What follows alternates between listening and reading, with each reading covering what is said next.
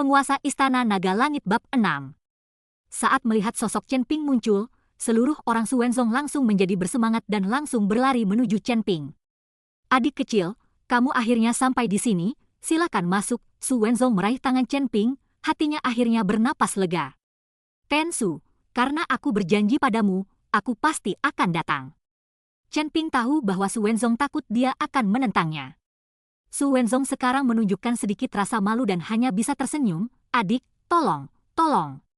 Su Wenzong menempatkan dirinya dalam posisi yang sangat rendah, yang menyebabkan orang-orang yang datang ke hotel berspekulasi tentang identitas Chen Ping setelah melihatnya. Su Yuki melihat punggung Chen Ping tegak sementara ayahnya sendiri merendahkan dirinya ke tanah. Dia langsung marah. Ada apa denganmu, nak? Ayahku sudah menunggumu di depan pintu selama lebih dari setengah jam, dan lihat wajah ayahku, jelas semakin parah.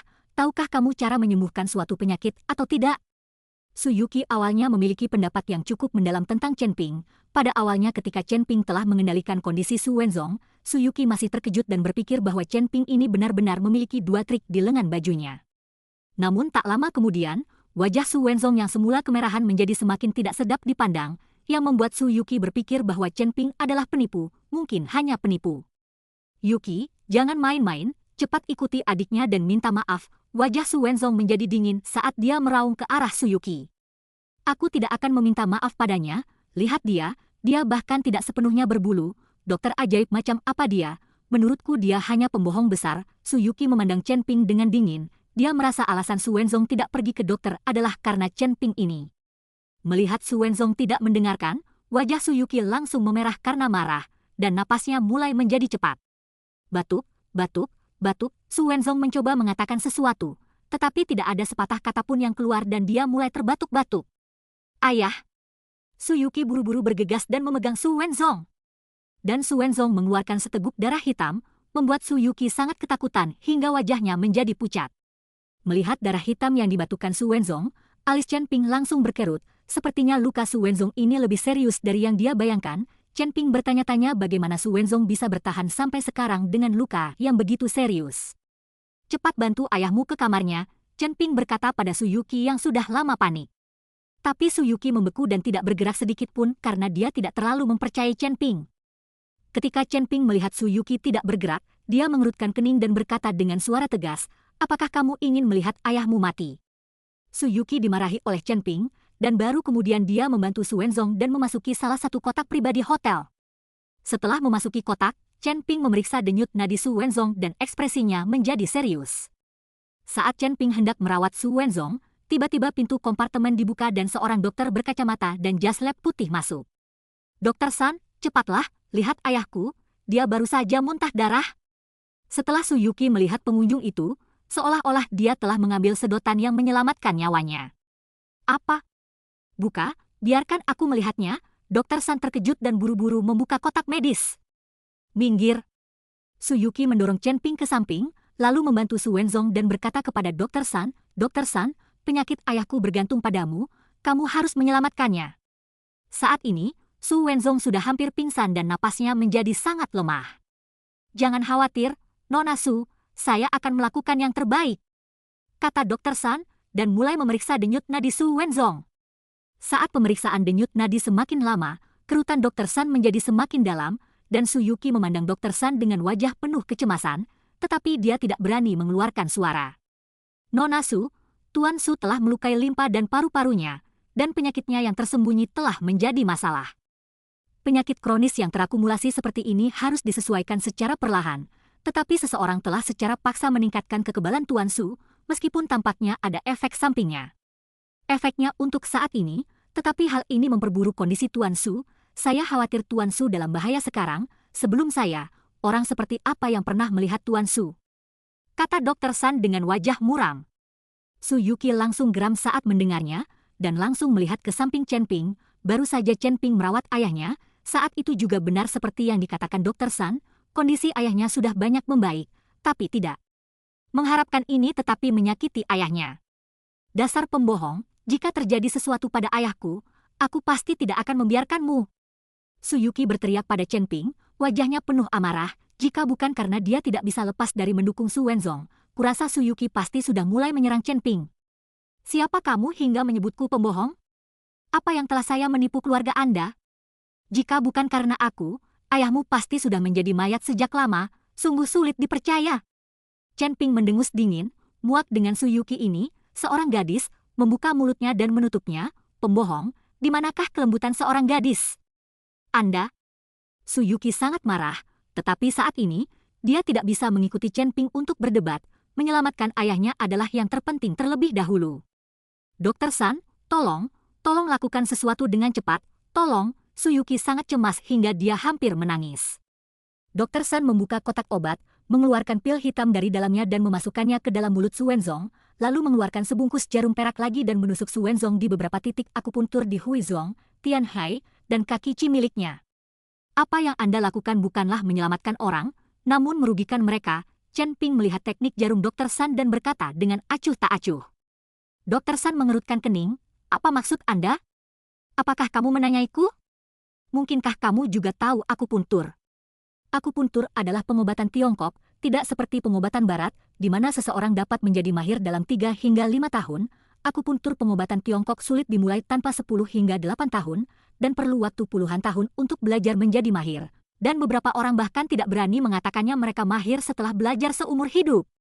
Tetapi Chen Ping baru berusia sekitar 20 tahun, bahkan jika dia telah belajar akupuntur sejak dalam kandungan ibunya. Seberapa maju dia? Penguasa Istana Naga Langit Bab 7. Apa yang kamu bicarakan? Kamu tidak dibutuhkan di sini, cepat tersesat. Su Yuki takut Chen Ping akan mengganggu kunjungan Dokter San, jadi dia meraung marah. Bagus, kamu yang menyuruhku pergi, aku akan duduk saja di luar di koridor, dalam waktu kurang dari 5 menit, kamu pasti akan memintaku untuk kembali. Setelah Chen Ping selesai, dia langsung membuka pintu kompartemen dan berjalan keluar. Saat Chen Ping masuk kembali, tidak ada yang mengganggunya karena Dokter San mulai melakukan akupuntur dengan hati-hati pada Su Wenzong, dan tak lama kemudian dia berkeringat. Ketika jarum terakhir dipasang, Su Wenzong bangun dengan santai dan perlahan membuka matanya. Ayahku sudah bangun, Dokter San, ayahku sudah bangun, bagus sekali, melihat Su Wenzong telah bangun, Su Yuki berteriak gembira, matanya berkaca-kaca. Dia benar-benar ketakutan, takut ayahnya tidak akan pernah bangun lagi. Ketika Dokter San melihat Su Wenzong telah bangun, dia juga menghela nafas panjang, dia sebenarnya juga tidak yakin pada apapun. Namun saat Su Yuki dan Dokter San menghela napas lega, Su Wenzong, yang semula membuka matanya, tiba-tiba bergetar hebat, ekspresinya sangat kesakitan, mengalami kesulitan satu sama lain, dan seluruh wajahnya berubah cakep. Ungu! Ayah! Su Yuki berteriak keras, panik melihat ke arah Dokter San berkata, Dokter San, apa yang terjadi Pada saat ini, Dokter San juga sedikit bingung dan kehilangan kata-kata, saya juga tidak tahu, bagaimana ini bisa terjadi, siapa yang kamu tanyakan? Anda adalah dokternya. Su Yuki menjadi cemas dan berteriak ke arah Dokter San. Pada saat ini, gemetar Su Wenzong semakin mengecil, dan akhirnya tidak ada gerakan sama sekali secara langsung, bahkan nafasnya pun tidak dapat diperiksa. Pada saat ini, Dokter San semakin panik, jika terjadi sesuatu pada Su Wenzong, dia takut dia juga tidak akan bisa melakukannya dengan baik. Ayah, jangan menakuti aku, Su Yuki berteriak. Nona Su, ayo bawa Tuan Su ke rumah sakit, tidak ada yang bisa saya lakukan, kata Dokter San dengan wajah cemas. Alasan mengapa dia memilih saat ini untuk mengirim Su Wenzong ke rumah sakit hanya untuk menghindari tanggung jawab jika Su Wenzong meninggal di rumah sakit, itu tidak ada hubungannya dengan dia. Apakah menurutmu aku bodoh? Ayah saya dalam kondisi seperti ini, apakah masih bisa bertahan sampai di rumah sakit? Kamu menyimpannya dengan cepat, jika kamu tidak bisa menyelamatkan ayahku, kamu juga tidak harus hidup. Su Yuki sudah kehilangan akal sehatnya saat ini, dan matanya penuh amarah. Keluarga Su adalah orang terkaya di Jiangcheng, berurusan dengan seorang dokter kecil, bukanlah perkara mudah. Hal ini membuat Dokter San takut, tetapi tidak ada yang bisa dia lakukan. Ketika dia sedang cemas, dia tiba-tiba teringat pada Chen Ping.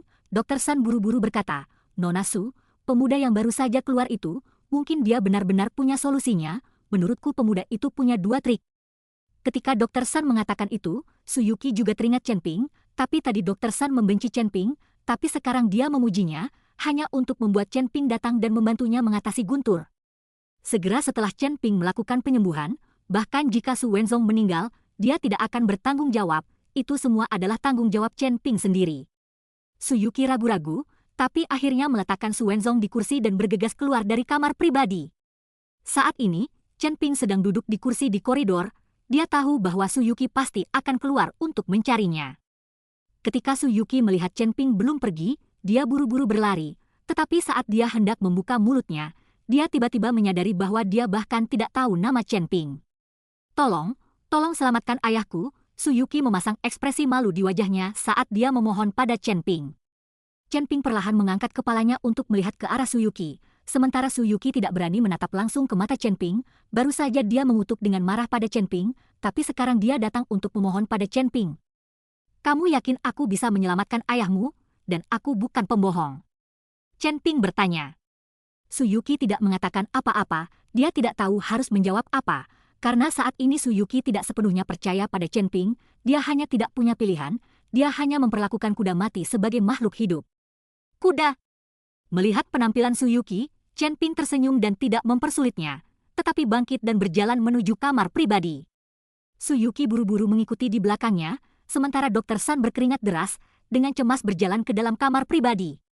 Melihat Chen Ping datang, Dr. Sun sepertinya telah melihat penyelamat. Tidak peduli apakah Chen Ping dapat menyembuhkan Su Wenzong atau tidak, selama Chen Ping mengambil tangan, maka tanggung jawabnya sendiri malah disingkirkan. "Adik, ini salahku barusan, tolong selamatkan Tuan Su." Dr. Sun juga menurunkan harganya dan memohon pada Chen Ping. Dibandingkan dengan kehidupan keluarganya sendiri, beberapa kata baik bukanlah apa-apa. Chen Ping melirik Su Wenzong dan berkata sambil menghela nafas pelan, "Sepertinya aku hanya bisa melakukan perlawanan." Setelah Chen Ping selesai berbicara, dia melihat ke arah Dr. Sun dan bertanya, "Apakah Anda masih memiliki jarum perak?" "Ya, itu ada di dalam kotak medis." Dr. Sun buru-buru mengeluarkan sebungkus jarum perak dan menyerahkannya kepada Chen Ping. "Itu tidak cukup." Chen Ping menggelengkan kepalanya. "Tidak cukup." Dr. Sun tertegun, "Paket jarum perak ini jumlahnya lebih dari 30, bukankah itu cukup?" Bahkan Yao Jimin, Presiden Asosiasi Pengobatan Tiongkok, yang dikenal sebagai dokter ilahi, hanya mampu memberikan selusin jarum, jadi lebih dari 30 jarum perak sudah cukup. "Tidak cukup, aku butuh banyak jarum perak," kata Chen Ping. "Butuh berapa?" Dr. Sun bertanya dengan hati-hati. 9.811. Begitu kata-kata Chen Ping jatuh, Dr. Sun itu membeku, seluruh tubuhnya membeku. Sesaat kemudian, jejak keterkejutan muncul di mata Dr. Sun, tapi tanpa berkata apa-apa, dia langsung mengeluarkan semua jarum perak dari dalam kotak medis. Chen Ping mengambil jarum perak tersebut dan langsung meletakkan tubuh Su Wenzong di tanah dan meratakannya, diikuti dengan lambaian tangannya saat jarum perak terus-menerus ditusukkan ke tubuh Su Wenzong. Dahi Chen Ping mulai mengeluarkan keringat dingin, dan seluruh tubuhnya tampak sangat tegang hingga pakaiannya basah kuyup. Setelah jarum perak terakhir ditusukkan ke tubuh Su Wenzong, Chen Ping menghela nafas panjang dan seluruh tubuhnya terasa seperti kempes dan dia langsung duduk di tanah. Selama periode ini, Suyuki gelisah dan menonton. Dia tidak tahu apa-apa tentang akupuntur dan ingin bertanya, tetapi dia takut mengganggu Chen Ping. Namun saat itu, Dr. Sun sudah terpana di tempat, mulutnya membulat hingga bisa dimasukkan ke dalam telur.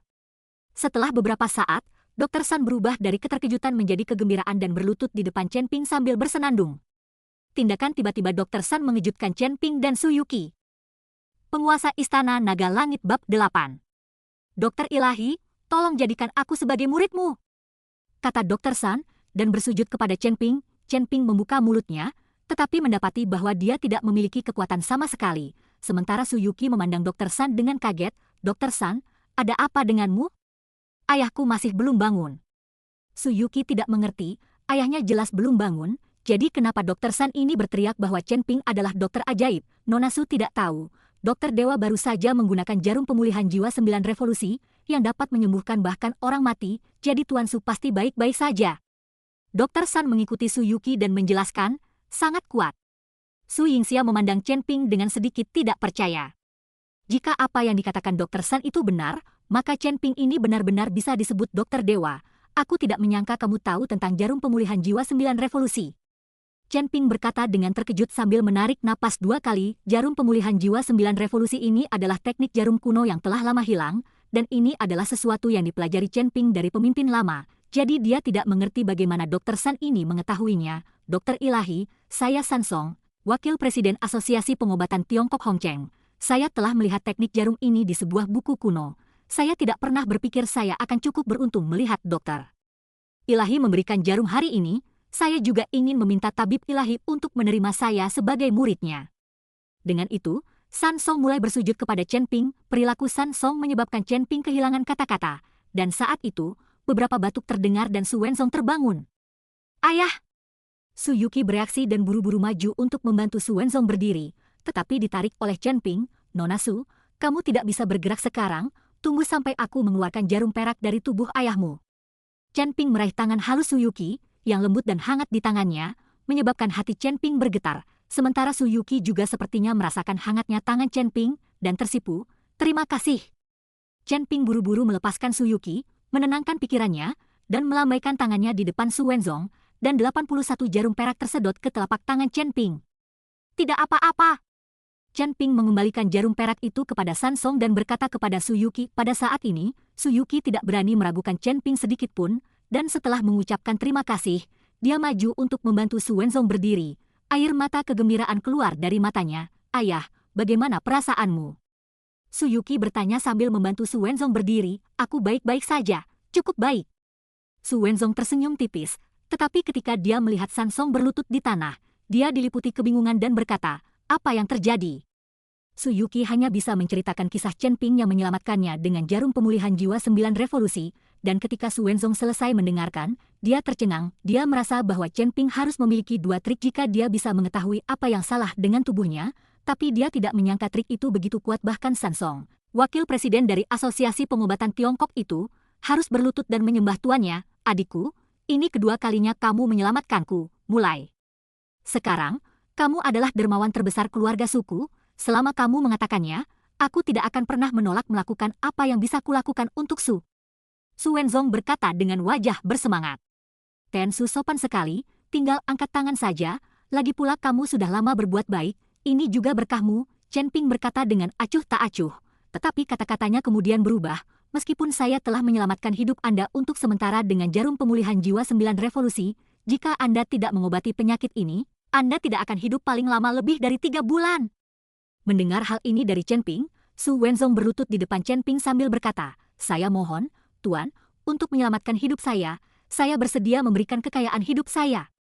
Su Wenzong sangat ketakutan sehingga dia berhenti memanggil Chen Ping, adik kecil, dan mengubah gelarnya menjadi, Tuan. Dia sangat takut Chen Ping tidak akan menyelamatkannya. Demi hidup, dia rela memberikan seluruh kekayaan keluarganya kepada Chen Ping. Sebagai orang terkaya di Hongcheng, Su Wenzong memiliki banyak aset, dan sekarang dia benar-benar memberikan semuanya kepada Chen Ping, yang membuat iri siapapun yang melihatnya. Tuan Su tidak perlu. Karena saya telah menemukannya, saya secara alami akan menyelamatkan Anda, hanya saja saya masih memerlukan beberapa ramuan langka.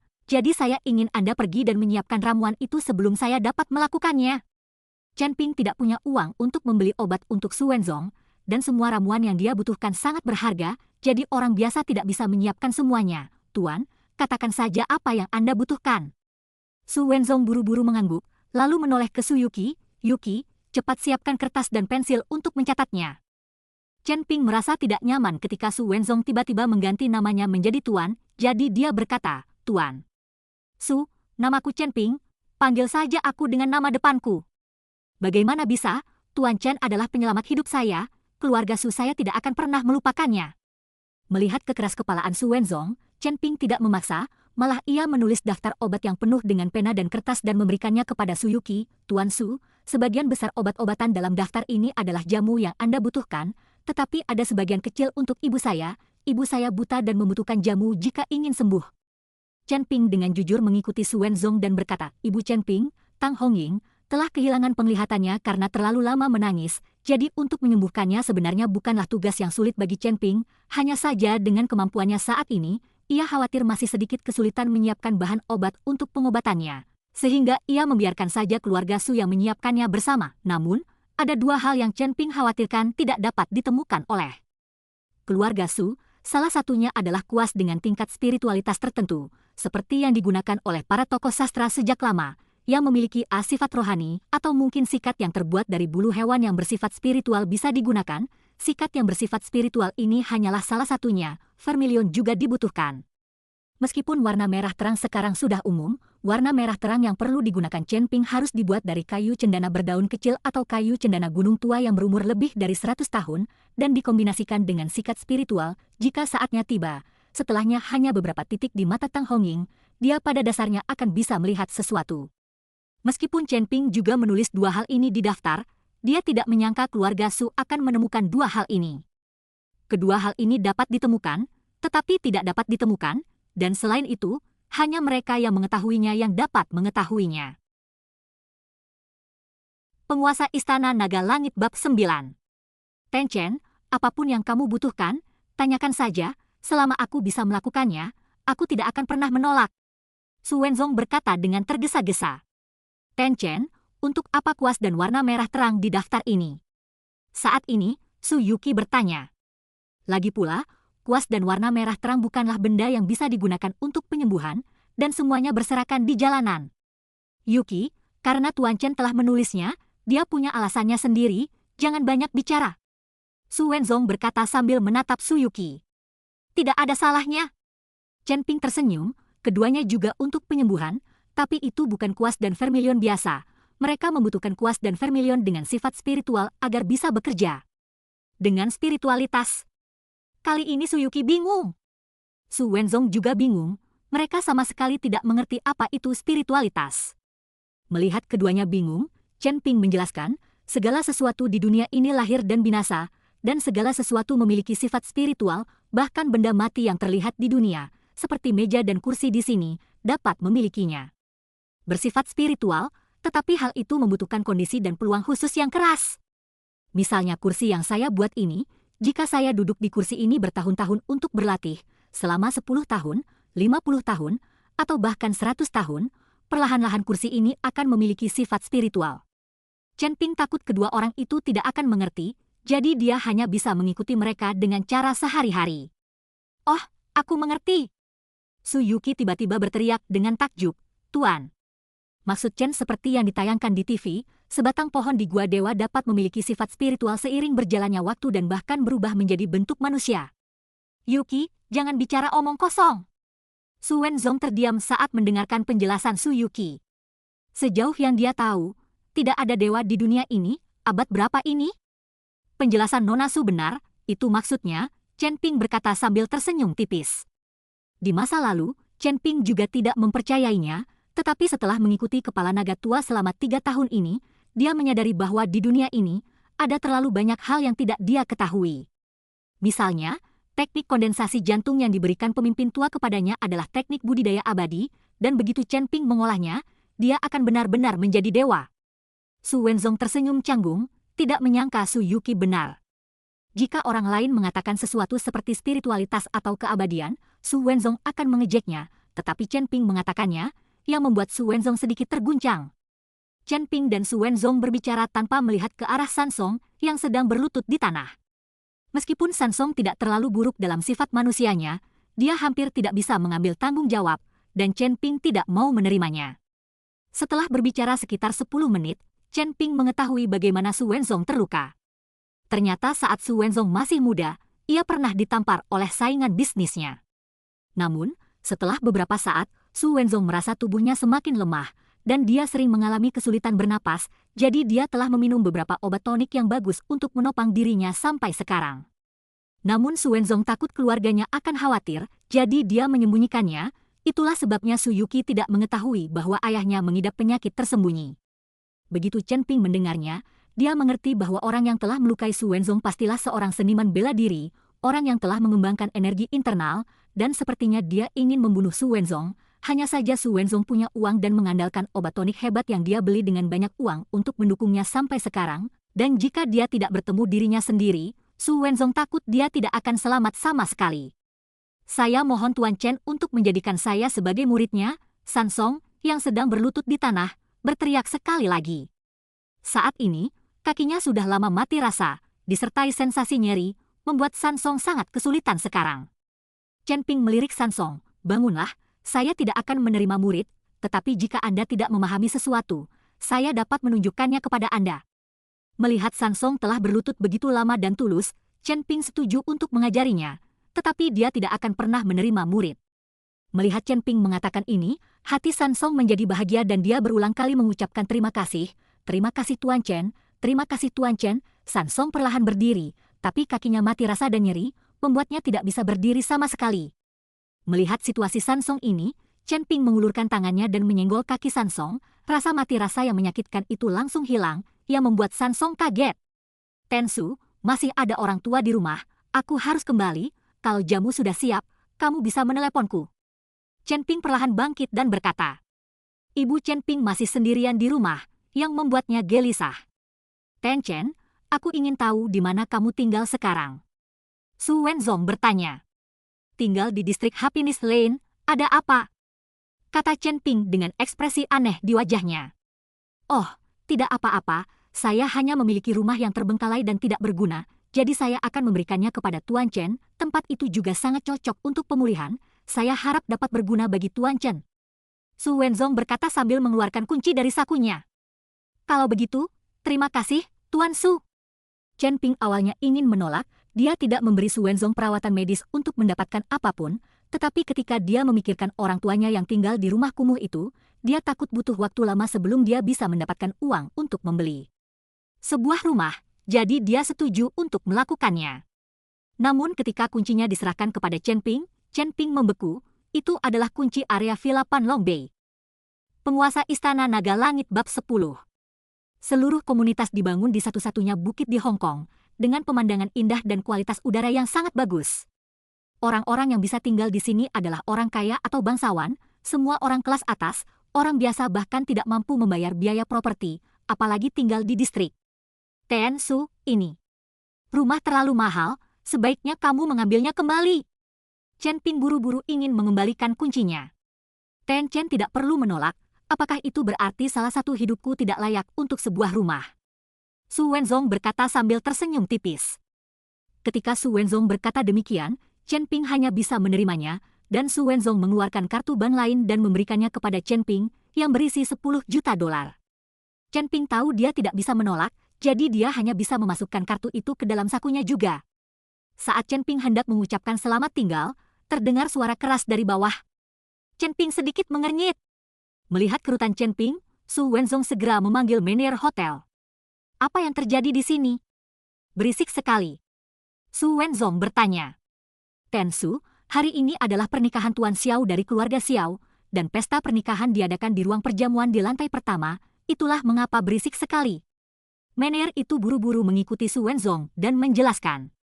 Bagaimanapun, hotelnya adalah sebuah bisnis dan tidak dapat dihindari bagi orang-orang untuk menikah dan membuat keributan.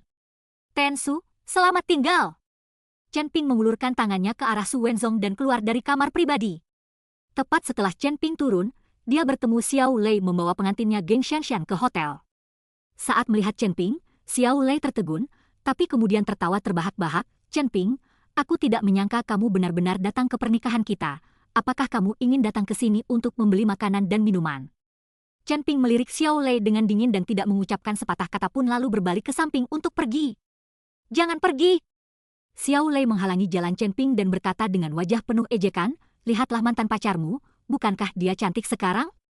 Apakah kamu tidak punya sesuatu untuk dikatakan padanya? Xiao Lei sengaja membodohi Chen Ping. Saudara Lei, abaikan dia, waktunya hampir habis.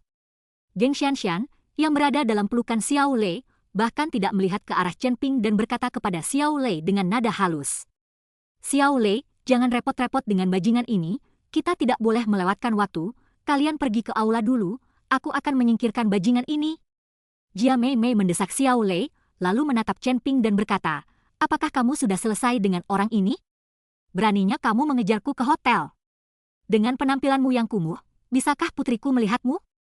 Jangan mengambil PSS dan melihat dirimu sendiri, tersesat dan jangan mencoba membuat masalah di sini. Kata-kata Jia Mei begitu kasar dan sarkastik hingga menyayat hati. Teman dan kerabat di sekitarnya semuanya berbasa-basi dan menertawakan Chen Ping. Saat ini, Chen Ping seperti badut, ditertawakan oleh orang banyak. Suatu hari nanti, kalian semua akan berlutut di kakiku dan memohon padaku. Chen Ping menahan amarah di dalam hatinya dan menyingkirkan Xiao Lei yang menghalangi jalan, lalu berjalan keluar. Hentikan dia! Xiao Lei mengerutkan kening, hari ini kamu harus berpartisipasi meskipun kamu mau, atau bahkan jika kamu tidak mau, Aku akan menjadikanmu seorang pang, lihat pacarmu menikah denganku dengan mata kepalamu sendiri. Begitu Xiao Lei berbicara, beberapa pria botak segera menghentikan Chen Ping. Mereka telah dipukuli di rumah Chen Ping dan masih memiliki keluhan di hati mereka. Sekarang saatnya membalas dendam pada Chen Ping. Melihat pria botak itu menghentikannya dengan keras, Chen Ping perlahan kembali menatap Xiao Lei. Apakah kamu yakin ingin aku menghadiri pernikahanmu? Bagus, aku membiarkanmu menonton dengan matamu sendiri. Aku ingin kamu tahu bahwa kamu tidak layak untuk melawanku. Wajah Xiao Lei penuh dengan senyuman dingin. Yah, jika aku hadir, pernikahanmu tidak akan dilangsungkan. Chen Ping selesai berbicara dan berbalik untuk berjalan ke ruang perjamuan pernikahan di lantai pertama, yang memiliki lebih dari 100 meja di dalamnya. Hahaha, aku ingin melihat bagaimana kamu bisa membuat pernikahanku tidak terjadi. Xiao Lei tertawa terbahak-bahak, dia tidak mempercayai ancaman Chen Ping, tapi untuk mencegah Chen Ping menimbulkan masalah dan mengganggu kesenangan penonton, Xiao Lei berkata kepada pria botak itu, "Pria botak, bawalah beberapa pria lagi bersamamu dan ikuti Chen Ping dengan baik. Jika dia berani kembali, segera tangkap dia." "Jangan khawatir, Tuan Xiao, aku akan membereskan masalah ini." Baldi mengangguk, ada beberapa helai rasa dingin di matanya, dia baru saja akan membalas dendam pada Chen Ping. Di dalam aula pernikahan, Chen Ping menemukan sudut dan duduk. Orang-orang yang dapat menghadiri pernikahan cucu keluarga Xiao adalah orang kaya atau bangsawan. Mereka semua adalah pejabat di kota Hong. Orang biasa seperti Chen Ping tidak memenuhi syarat untuk itu. Menghadiri. Jadi kemunculan Chen Ping menyebabkan banyak tamu di aula melirik dengan aneh. Sepertinya tidak pada tempatnya jika seorang pemuda berpakaian biasa tiba-tiba muncul di tempat pernikahan mewah seperti itu. Namun segera, identitas Chen Ping menyebar di antara banyak tamu, dan kali ini ada lebih banyak pandangan ke arah Chen Ping, kebanyakan dari mereka dengan ejekan main-main, dan beberapa dengan simpati. Tapi Chen Ping tidak peduli dengan tatapan ini, duduk sendirian di sudut, memakan buah kering di atas meja, tanpa sedikit pun ekspresi di wajahnya. Kepala botak, sebaliknya, berdiri di belakang Chen Ping bersama selusin pria, mengawasi dengan cermat, dan dia tidak akan ragu untuk menyerang jika Chen Ping berani bergerak. Yah, bukankah ini Chen Ping? Kapan dia keluar dari penjara? Sebuah suara yang diwarnai dengan ejekan terdengar. Chen Ping mendongak dan menemukan seorang wanita berpakaian memikat dengan riasan tebal berjalan menuju Chen Ping, dengan seorang pemuda mengikuti di samping wanita itu. Suara wanita tersebut seketika menarik perhatian para tamu di sekitarnya, yang awalnya hanya mengira bahwa Chen Ping adalah mantan pacar mempelai wanita yang datang untuk melihat wajah terakhir pacarnya, namun tidak menyangka kalau Chen Ping juga pernah di penjara. Yang membuat para tamu di sekitarnya semakin tertarik pada Chen Ping. Bersambung.